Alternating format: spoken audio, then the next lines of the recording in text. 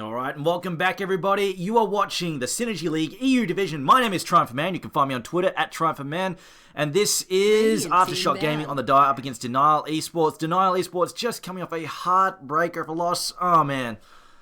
Man, that sucked for them. I feel bad for them. I like those guys, and unfortunately, so close that base race it came down to.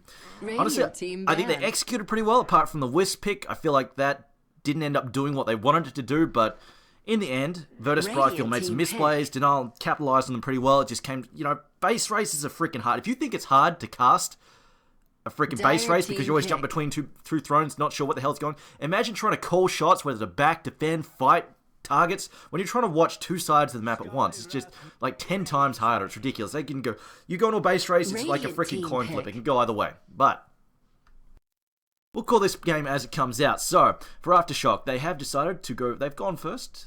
Oh, sorry, they've gone second, actually. And they've banned up the Brewmaster and the Batrider, whereas we have Denial banning out the Terrorblade and the Void. And Aftershock have double picked here with their second... Actually, no, sorry. They had the second pick, and they've double picked here with the Skywrath Mage and the Razor. Not a super common combination to double pick with. We've been seeing a lot of Skywrath and Centaur as a double pick, but you know what? They've just secured some good heroes, and maybe they're hoping that Razor will just give Denial fits.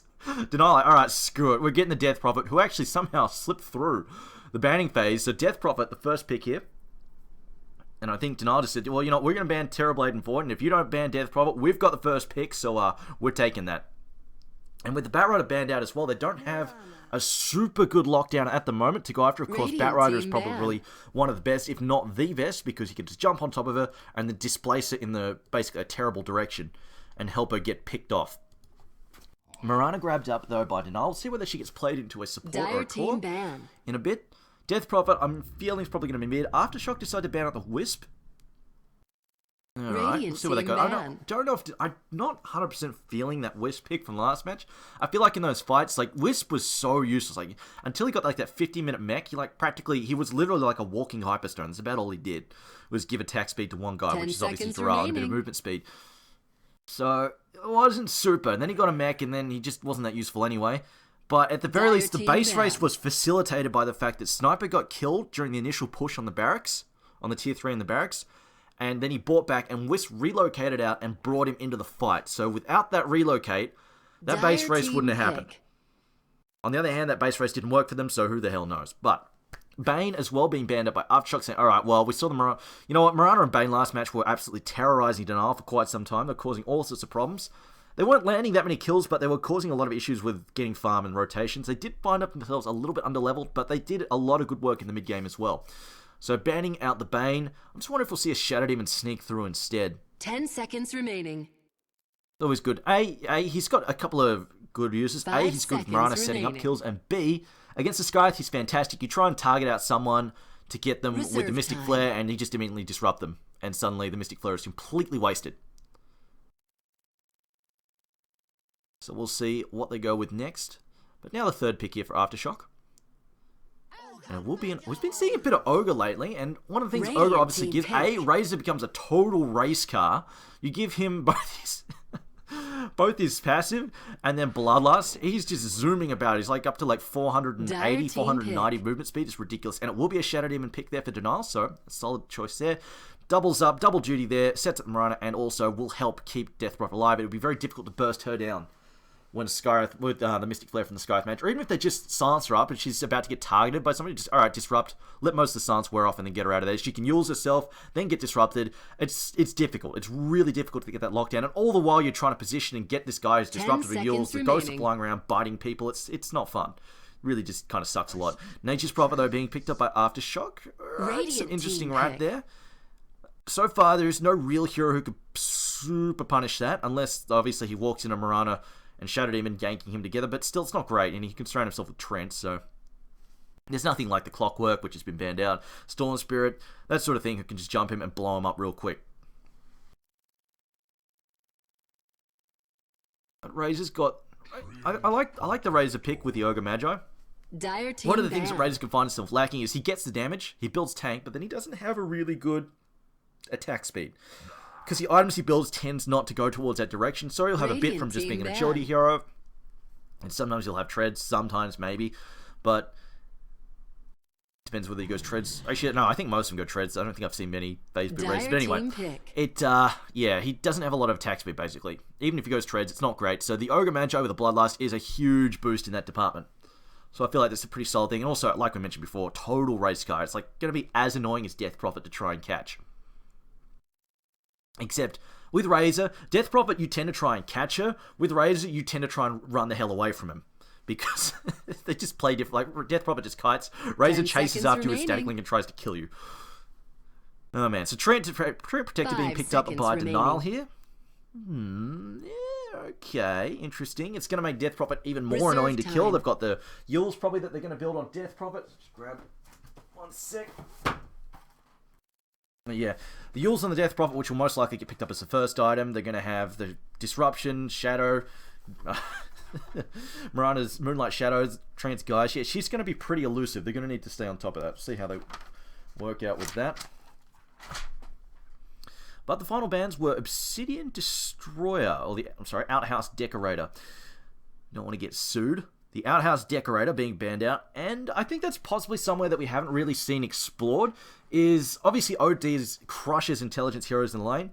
But I feel like there's a problem with picking him specifically to counter the Death Prophet, which I think it's a solid choice. It's just that when you've got this sort of, either you've got the Death Prophet with either just the only core, or she's paired with a bunch of flexible cores like Mirana, and or, I don't know, something else that's also very flexible, like a Brewmaster, it's difficult to predict who's going to wind up mid.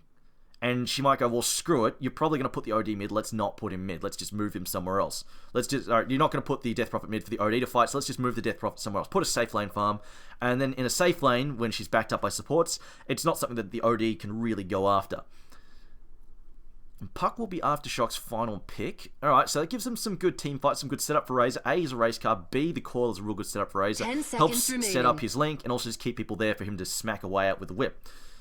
5 seconds remaining. Some silences, they don't have good hard stuns. This could be an issue for them in terms of locking down Death Prophet besides the defensive capabilities that Denial have, which are great, especially with Treant being picked up, Nature's Guys, not so hot, but more the fact that they've got the living armor, which is super hot in terms of just protecting somebody. It's really difficult to deal with.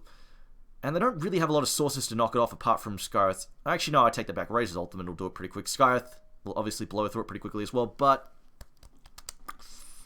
yeah, it's still going to be difficult to kill her because they don't have the lockdown. They've got Green Coil, and that's about it. And Death Prophet buys a BKB after the Yules, then that dream is gone as well. So, yeah, they will probably struggle in keeping her still to whack away at for the Razor. I think that could come to bite Aftershock in the ass. We'll see if they can figure something out, though. On the other hand, they do have good Rat Dota, but they are up against a Treant Protector. Nature's Prophet's still pretty good at ratting against Tree, though, because obviously the little tree puppets...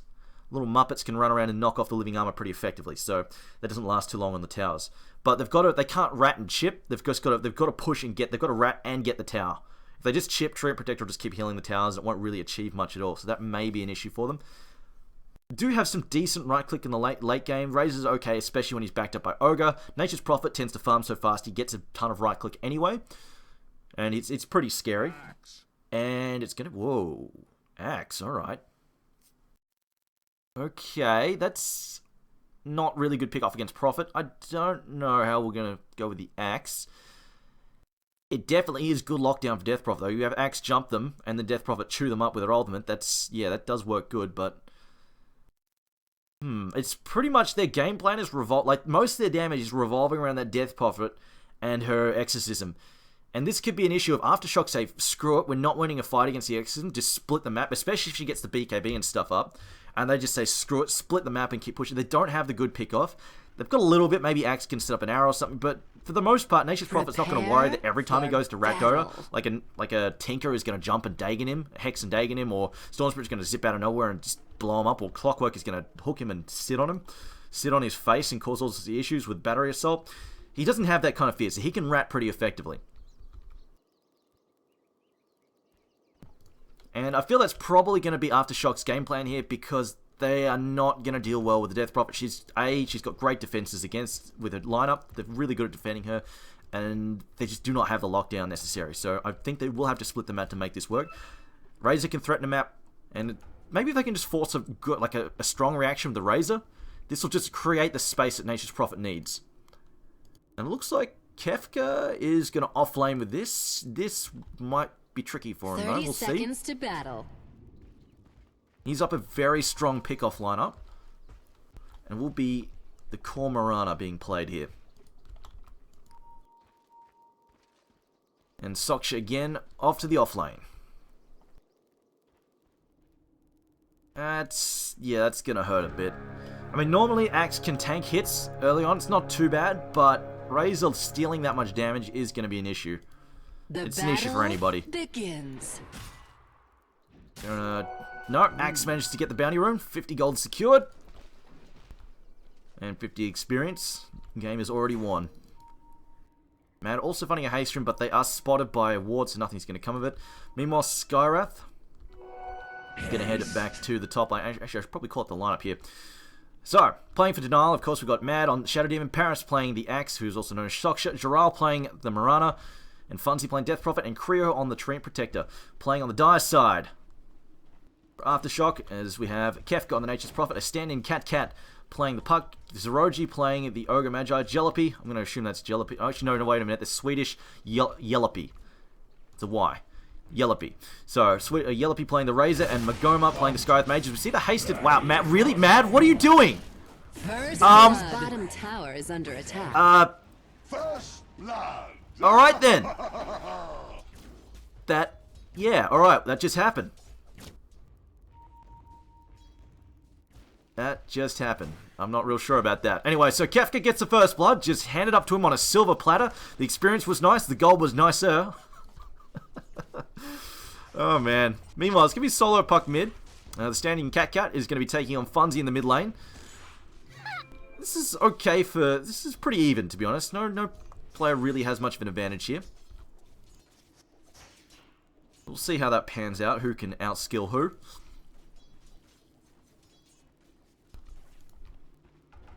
Mad. Not having any suicidal tendencies just yet, unless... We'll see. Cat though, getting whacked about a bit. And Axe just said... Yeah, Soksha just said, screw that lane. That's not happening. Razor, nah, I'm out. And he's going to go on jungle for a bit. Doesn't really have jungle items. Often you want the double shield. Double shield's really helpful for Axe, but he's not going to be able to go for that. Meanwhile, Mad is going to go to the top rune. He's going to try and find the level 1 and level 1.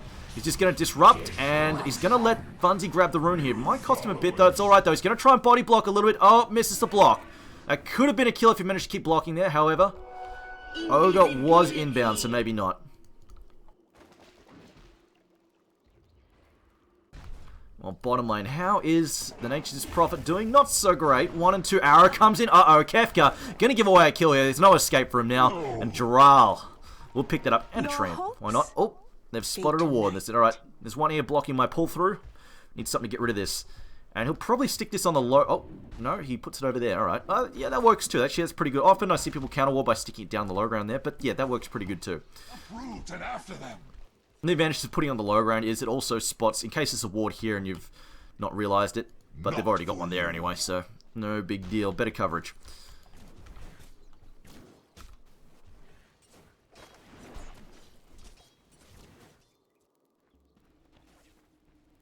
Meanwhile, Zeroji just wandering around. There's nobody here. Axe is still farming away.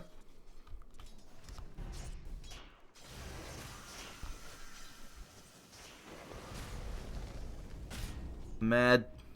He's had to use up most of his. He's got 8 tango left. I think he's actually given some. Yeah, he's come to the mid lane and he keeps passing some over to Funzy here. Some of his tango. So Mad just roaming around between the lanes helping out. Meanwhile, bottom lane, Jaral is doing pretty handily now. He got that early kill on Kefka. Kefka can't really come out much further anymore. The slow there from Creo's... At low levels, Leech Sheet is incredibly powerful as slows go. In fact, it was so good it had to get nerfed. But it's still incredibly strong. So he can't really afford to come out or he will get basically jagged. He'll get whacked. Now, he's going to send out some of these Treants. They can do a bit of scouting and also try and steal some of these last hits. See, the Treants are competing for the last hits. And no, Creo will get that. Meanwhile, Magoma is going to find the top rune there. Unless he lets Zeroji have it. No, they haven't made up their mind. In fact, they're going to let Puck have it. Cat will go and bottle that up. Meanwhile, bottom rune is picked up. 4-minute rune secured. Both of them is secured by Aftershock. Kefka gets a haste. at the moment, the Dime, a little bit ahead. 400 gold. It's roughly that first blood coming out for them there. Experience-wise, Denial is ahead, though. And this is mostly coming down to the fact that I feel like they got the more experience probably because they're using that jungle more effectively. They've got Axe working it in there. He's getting more experience than Nature's Prophet, most like Nature's Prophet level 4. Axe, oh no, they're roughly the same. Never mind. Arrow goes through, not going to connect though. And Gerald doesn't really have to be too careful here. He can just leap out of the trouble if he gets into trouble. Actually, Mad even cut a tree for him. Under attack. It looks like they're going to try and get some pushing happening here. Mad's coming around the backside. Arrow's not ready for another 5 seconds. A little bit early if he goes in just now. And Kefka going to wisely cut the trees there. In fact, if you're offlane, I'm going to feel like, I almost feel like it's worth getting a hatchet. So I'm just cut these trees down. So trying to walk past here gets a tower to shoot at you. Yeah, this addition to the Dire offlane really makes laning a lot harder down here. The fact that they can just wrap around real easy and jump you, it just sucks. Sucks to be a Dire offlaner quite badly. It's not as bad for the Radiant. Yes, they can wrap around from behind, but they've got to come. They can't just waltz down through here. It'd be like if they could come through here and then come out from behind. Obviously, if they want to do that, they've got to go a really long wraparound path. And they don't really have that safe exit right behind the tower very easily. Whereas with the Dire one, you can just pop out wherever the hell you want, really. It's quite frustrating. With me. Nature's Prophet looks like Treads first, unless that's going to be a Necro book, but I feel like if we're seeing the Europe, because this is a European team, we've often been seeing... Uh-oh, hang on, come back to that point. It's Dream Call deployed on Funzy. Is being healed up, though. Wolf, no, gets silenced here. Will not be able to deploy the Crypt Swarm, and will get beaten down as Kefka TP's in to provide aid. And third kill of the match there. AfterShock going to take the third one. Invisibility. Now, struggling to find some ground here. It's a 500, 600 goals swing there. Axe calling it up there. Might get a double kill. No, turns around. Will get the kill go. Shockster saving the day there. Getting the turnarounds. Does not actually have battle hunger. Interesting. He is maxing out the spin. So he's not planning to provide any lane pressure where it just pops out. Battle hunger is like one of the more annoying things you can do is if you're rotating between these two camps as Axe, is every now and then just pop out and battle hunger the mid guy. It will, trust me, it will try it in a pub, it will piss him off to no end. If you just pop out every 30 seconds and battle hunger him, it will drive him absolutely bananas. Now, Montgomery might have realized he got body blocked a bit there by something invisible. There comes, do we have a follow-up? No, we do not have a follow-up. Never mind. He's going to be just fine. Soksha could not get into position quick enough. Moonlight Shadow's still covering. I think he was hoping that they would try and fight him. They do not, though, and Soksha will not find the opening needs for Berserker's Call.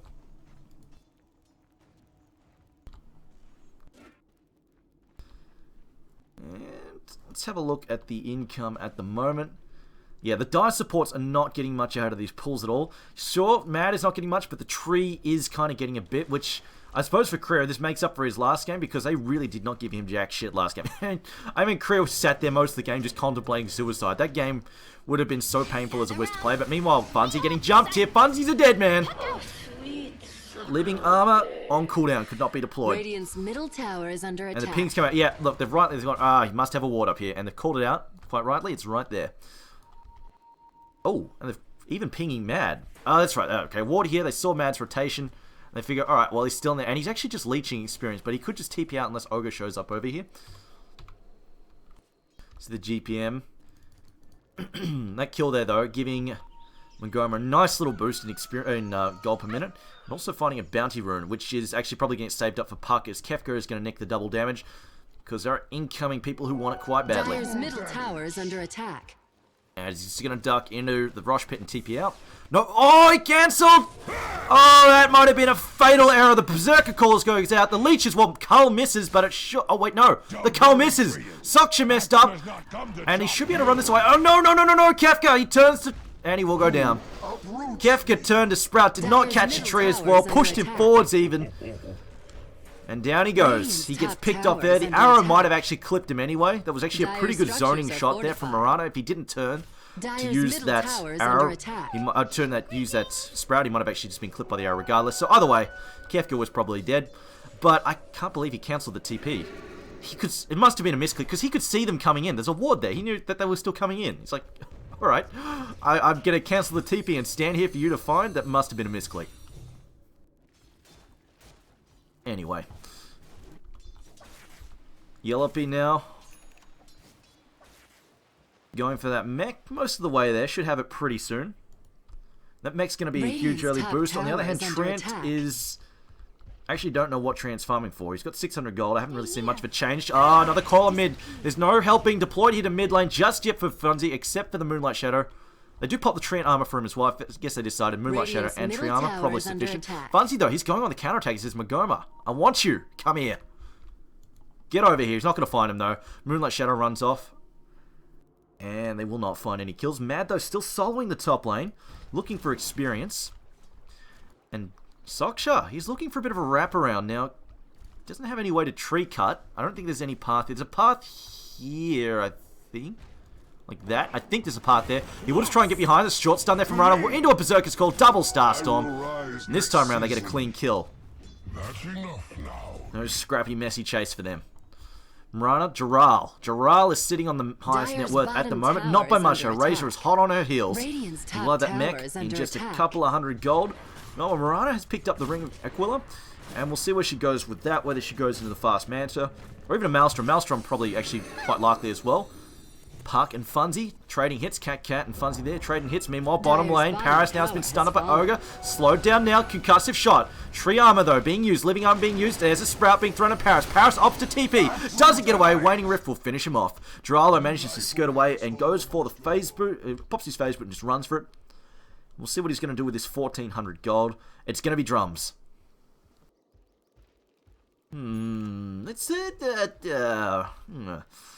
I guess they really want to do some fighting early. That's a really early fighting item just to help Mirana brawl. And mostly also sling her spells. She has a serious mana issues, which definitely drums help out with a lot. She's also got the minor stats there from the ring as well, but definitely drums are a huge boost to her mana pool. Bottom tower is under attack. And most of her damage early game comes from spell sling anyway. Like this arrow is going to come in and do like a third of Cat's health. There's no follow-up though. Trio can't really offer much at the moment, and we'll just back out. Radiant's bottom tower has fallen. But I guess they're mostly they just want really early aggressions. Mad is in a lot of trouble. He's been sprouted into living armor though on him.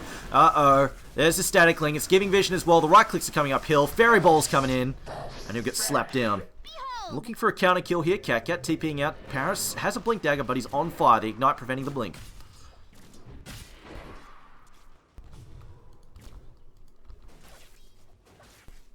And pretty even on the gold department. But yeah, I think they just want to brawl early and really just try and put Aftershock to the sword to say, alright, well, we've got this Death Prophet ult. What are you going to do about it? You can't catch her. We've got good defensive spells for her. And then Mirana's just going to wade into the mix and just drop her spells. Like, Starstorm early game is actually, it really hurts. You land an arrow into a double Starstorm, that guy's pretty much dead. Level 10, she can drop 1,000 burst damage on a particular target. So that's definitely super effective in terms of getting rid of people she doesn't like. And also, at the same time, she's still dropping decent AoE damage at the same time. But Razor does have a mechanism which, at the moment, Denial still lack. Unless Axe, no, Axe went for the blink. Shadow Demon really just doesn't have anything. I'm not sure what they're trying to do with Mad's build here. And it seems that they're trying to give Mad some money, although actually, no, Tree did buy some arcane boots. That will sustain their early fighting power, of course. Axe is in a bit of need, although not actually much because he's not battle hungry. Never mind. He's gone for Call, Spin, and the Culling Blade, of course. Now, Zero G finding some rune to farm, but Yellow P has found a lot of rune to farm. Now, they're going to try and gank him. They pop the Moonlight Shadow. Going to move in here. It might have just been spotted. Maybe not. It might have actually been the bottom lane that was given away. Or maybe they're just flat out worried because everybody's missing. Yeah, I think they were just worried because everybody disappeared. As actually, no, they're pinging. They want to go for this. Kefka's here. He's got a Blade Mail. He's gone for the full-on Euro build, the Blade Mail build. If he pops this right, Mirana could mostly kill herself. We'll find out. She leaps out immediately, though. Doesn't even get hit by Nature's Wrath. And nothing comes of it. Gold is favoring the die now. Almost a 1,000 gold lead. Not much. 500 experience lead as well. Just their Razors sitting here all day just farming. Not rotating. It's really giving them a slight boost in that department. Also, the couple of pickoffs they've had on mid have been quite helpful as well. Let's see where Axe is going with his next... Actually, no, he had the Tranquils before. What's he bought up? He must have bought something, I swear. Unless he did just finish Tranquils and I wasn't paying attention. Possibility. Death Prophet, though, getting close to Yules. I don't think they'll try and push and fight until the Yules is done. They just want to have that double protection there for her, or triple, really. They've got the living armor, they've got the disruption. Mid lane, though, Dream Call on Axe. Axe is down. Mystic Flare will do that to you. Presumably a pity. And Kefka also TP's in just to help out.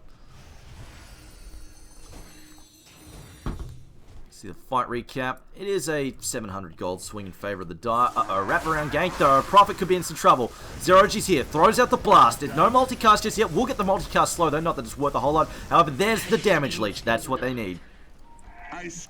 Razor swinging for 250 damage. A swing. Yeah. Your Death Prophet ain't living through that. Especially when she's copping negative armor out of that lightning storm.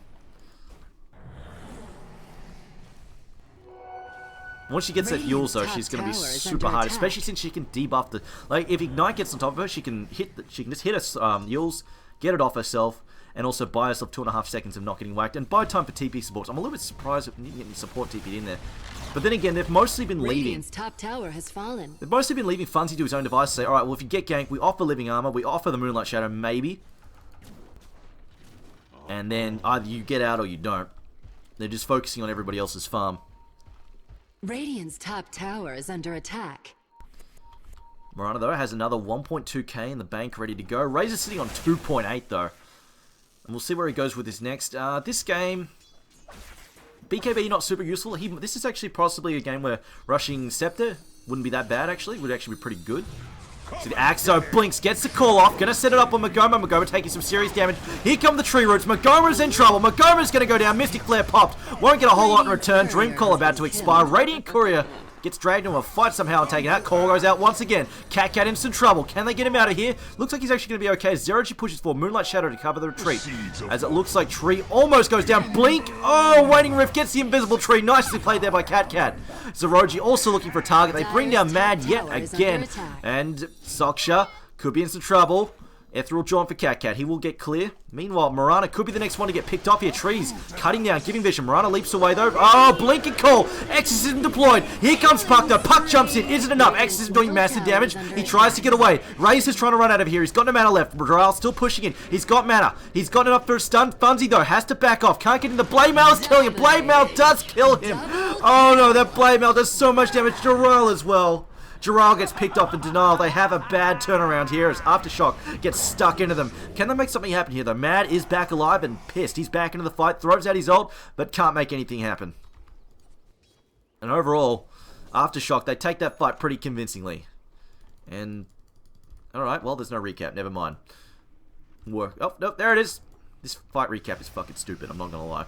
Alright, so, wow, 5-man wipe. Ouch. No buybacks though, but it is a 2100 gold swing. That stings quite a lot. Prophet got a lot out of that, picking off Jarrell with the Blade Mail, as well as the Death Prophet. That was a really solid result for him, actually. Meanwhile, top lane, he is being jumped once again. Paris is after him. Soksha wants to come in, however, here comes the stun. Multicast, ×2! Oh, Paris, you're in some trouble.